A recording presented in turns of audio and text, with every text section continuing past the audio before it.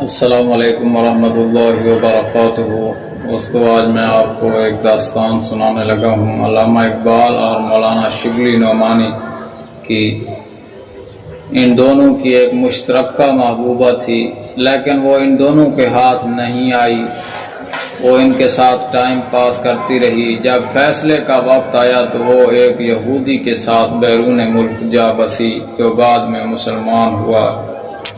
مولانا شبلی نعمانی اس کے غم میں نڈھال ہو گئے اور علامہ اقبال اس کی بے وفائی پر شکوہ کناں رہے۔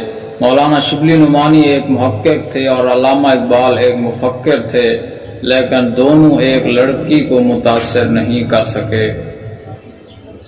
اس سے ثابت ہوتا ہے کہ عطیہ فیضی کو جدید اور پرآسائش لائف اسٹائل کی چاہت تھی۔